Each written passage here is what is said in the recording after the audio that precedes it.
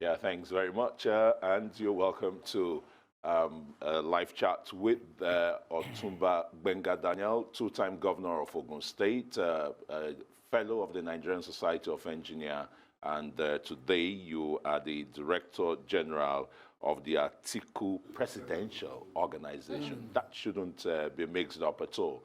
But there is something instructive about what you said and what the PDP presidential flag bearer said, that first, he's going to restructure Nigeria. And here is a quote directly from you, and you say that by the time Atiku finishes his tenure as president of Nigeria, the presidency won't be attractive anymore. What do you really mean by this? Well, thank you very much, and hello, viewers. Basically, I think you will agree with me that quite a number of Nigerians believe that the present federation, the way it's considered, is not working. Not working to the extent that in virtually all departments of government, of administration, of endeavor, we could do better.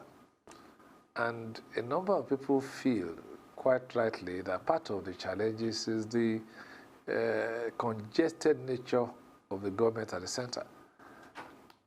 To the extent that quite a number of things that have been, undertaken at the center could be better done at the level of the states, at the local government, at the wards, close to the people who require those services. And what Atiku Abubakar has said in enumerating his idea of restructuring is that a number and a large chunk of these powers will be devolved to the states and to the local government and to the federating units. That will engender a massive constitutional, amendment. And he His Excellency Atiku had said he's only going to spend one term in 4 years. How achievable are all this? Not necessarily, whereas I concede that quite a number of things require constitutional amendment, but there are a number of other things that can be achieved via fiscal adjustments, via budgetary adjustments. And if you look at it from that angle, you will see that quite a lot of things can be done. Now, what are we talking about? The executive orders that have been issued today didn't require any constitutional amendment to do it. So there's quite a lot, if you look carefully at a number of things that can be done. Yes, constitutional amendments is the ultimate. But even before that, I don't have any doubt in my mind that a lot of things could be done to address and rebalance this federation the way it is. In redressing and rebalancing the federation, your organization and the standard flag bearer of the PDP seem convinced that this is not only achievable, but we're talking here of physical restructuring, not looking at the bloated civil service, and you think that's where all the restructuring is going to come from? In all ramifications, we need to appreciate that the need to restructure has virtually come out of the fact that the system is not running efficiently. And once you agree that you want to run an efficient system, then the concept of restructuring comes in. Devolution of power comes in here now. Okay, yes. Power can be devolved. For instance, let's look at what has happened in the educational sector, where the federal government has taken it upon itself to get involved even in primary education. You do not require any constitutional amendment for you to put more money in the hands of the states so that they do what they have to do and you get out of that. That doesn't require any constitutional amendments. So those are the sort of things that we are talking about. You may look at it as if it's something. Is that the concept of the restructuring that... the restructuring is total in all ramifications. Each and everything that you think you can change to make the federation better is part of restructuring. Okay, there is no doubt that quite a number of executive bills will now have to go to the House. for us to do whatever amendment that's required, either constitutionally or by way of them passing such bills, is also part of restructuring. Now, let's look at the emergence of your presidential flag bearer, Atiku. What's the winning formula? How are you going to defeat the incumbent President Buhari? That is quite simple, even though I accept that it's a lot of work. And you will appreciate the fact that we have not fought shy of doing the necessary work that's required. But I think by far, the issue today is that Nigeria and Nigerians elected a president with certain expectations. And clearly those expectations are not being met. Nigeria elected a president in 2015 expecting the security challenges that faces us will become a thing of the past. So he said. 3 years later, the situation as far as security is concerned in the country has become much worse. 3 years ago, 3.5 years ago, Nigeria elected a president that was quite clear in what he wanted to do with the economy. A president who stated clearly that the rate of exchange of the naira to the dollar at 165 was unacceptable, and that he has a strategic, initiative to bring it down at par parity with the dollar. And that is what Nigeria voted for. 3.5 years later, the thing has plummeted. It's virtually doubled. Now, 3.5 years ago, we were looking for a president that can unite this country. 3.5 years later, this country has never been more divided. Suspicion has set in. Killings are happening. So religious intolerance has. So basically, therefore, let's first accept the fact that today, the presidency has failed Nigerians. So what are the novelties that your presidential candidate, Atiku, is going to bring on board? Because Nigerians have, had or been given so many promises now and again. Now, why do you think yours would be different? Why should they believe Atiku? They must look at everybody from where they're coming from. The problem with our people is that most of the time they get carried away by narratives that cannot be backed by experience. If you compare the two people that we're talking about, first and foremost, you will agree that Atiku Abubakar is a much more cosmopolitan person, widely traveled around the length and breadth of this country, widely networked, widely connected. Atiku Abubakar, as you are aware, is at home as he is, as a waziri in Adamawa, as it is as our in-law in Elisha in the southwest. But if it's so, why the backlash from the southeast about his vice presidential candidate? There has been what went wrong there? There has been no backlash. I think everybody agreed. And you must understand that whoever is picked for any position, the VP is a position that is well sought after. It's the number 2 position. Quite a number of people were hoping that they might get it. And then all of a sudden somebody was picked. It would be unnatural not to have some backlash. And what I've noticed is that even all the people who had issues did not complain about the capacity of Peter Obi. They say he's very frugal. Yes, that's ordinarily supposed to be an asset. So maybe we'll be seeing a number 2 man again that is going to save without spending and still go out borrowing. No, you are looking at it from being frugal in an environment like this, where the people have complained that government have been wasteful, they have not done what they are supposed to do with the resource donation, I think should be an asset. When you begin to look at being frugal as a liability, then we have a problem. Then this economy is now upside down. So I think the point I want to make is that look at all the people who have issues. They did not have issue really about Peter Obi, the person. All I've been hearing is that you did not consult us.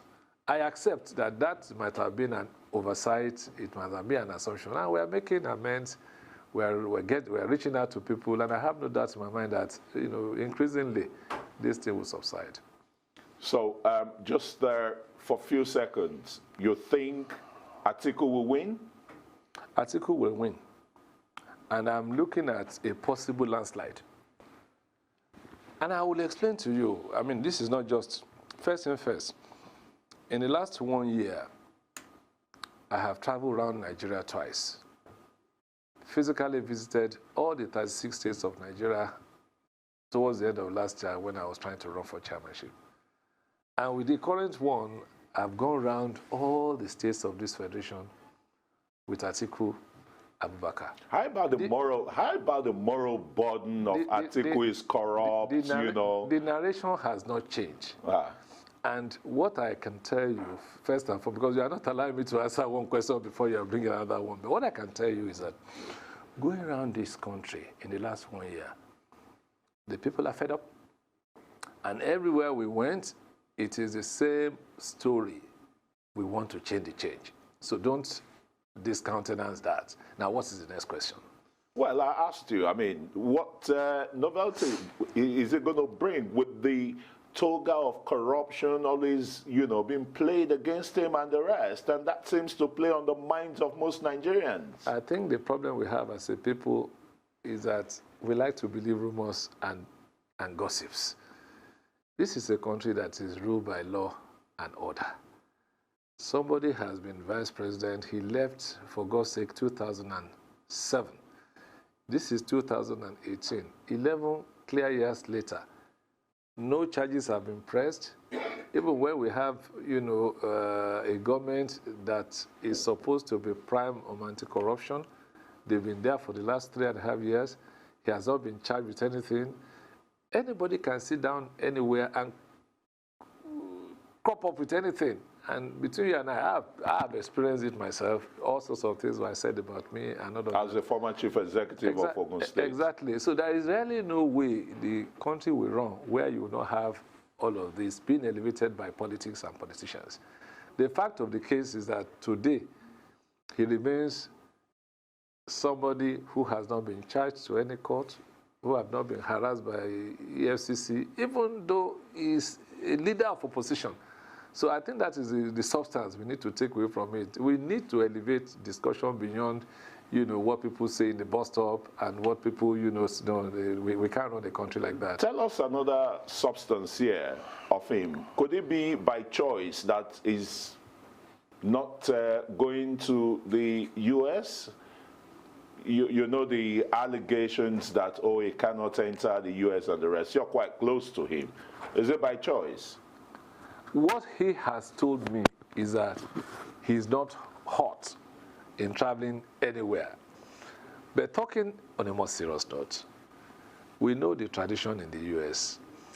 If somebody has cases to answer, U.S. would encourage him to come. In fact, there are instances where the American government are pleading with other countries to extradite people to come and face charges. We have not had anything like that. I think people should not misunderstand the visa regime that we run in this country. That it is the prerogative of any country to grant or not to grant any visa without any explanation. And so to that extent, I've not seen anything unusual. What he has told us is that when he's ready to go, he will go to the U.S. But for now, he wants to concentrate and do the work that has to be done here. My conclusion, therefore, is that there is nothing, there is no charge, there is nothing outstanding again. And in any case, on a more serious note, I think there was a statement I read, which was issued about a week ago, that he has no case to answer whatsoever. So what are we still talking about? So he's been given a clean slate? Apparently, from that statement, which came from the State Department in the U.S. Okay, before we return back to our studios in Lagos, let me ask you this final question. Or maybe I'm going to rephrase it because I'd asked, what is your principle bringing on the table for Nigerians to really vote for them? How many cardinal points will the PDP presidential candidates be looking at? What are those key issues that will liberate, you know, Nigerians from what you painted, the present states that they are in now? In all the 36 states that we have visited, without exception, there is one recurring decimal: unemployment on a scale that is massive. I also think the Federal Bureau of Statistics recently indicated that close to about 13 million Nigerians are unemployed. And not just that they are not qualified, the fact is that there are no jobs for them. So the first thing that I think Atiku is bringing on the table is to create opportunities for a large number of our people, unemployed graduates, to learn skills and to get some kind of employment. How does he want to do this? It's also linked to, in my own opinion, the economic blueprint, which will soon launch. That basically we cannot run a company by creating hostile environment for investors. When you look at all the countries that have been successful all over the world, the first thing is to facilitate opportunities for investors.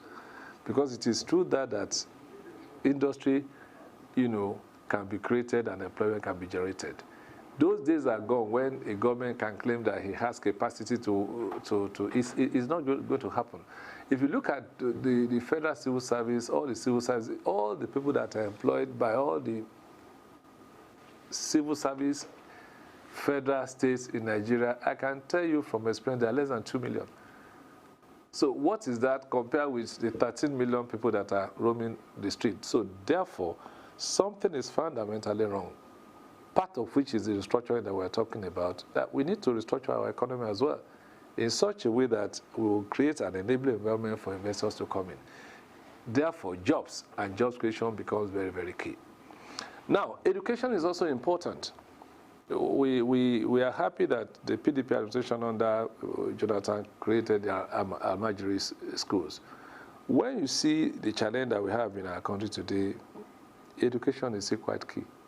But what is more important is not just the kind of education that our colonial master handed over to us, that we should just go and get those certificates in all manner of courses, sociology, social sciences, that do not have capacity to bring employment.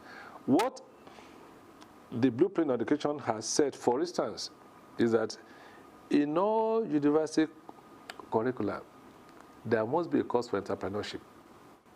So that whatever you do, whether you study God knows what, you also have the idea that you can be an entrepreneur.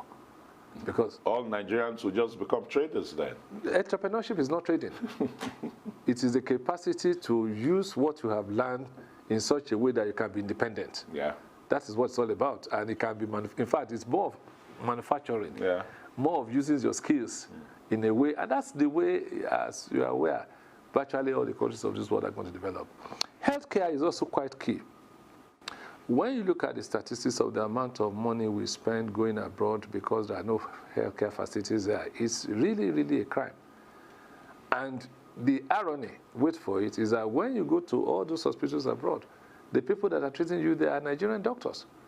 There must be something, therefore, fundamental wrong in how we have planned our healthcare. But a lot of infrastructural deficiencies, particularly in the power sector. And your principal is even being alleged to be one of the biggest importers of generating sets here into the country. I'm not aware. And I think that must be what they call fake news. On a more serious note, importation is not part of the businesses. I know that I have been into Yola. I've seen the animal feed company that is there producing feed for livestock. Gbenga Daniel, I'm really, really sorry to cut you midway. We don't have much time again because we'll be returning to Lagos studios, and want to thank you very much for joining us. And definitely we're going to find a more larger and wider space for you to be on. I've been speaking with Gbenga Daniel, the Director General of the Atiku Presidential Organization. Over now to you, Lagos.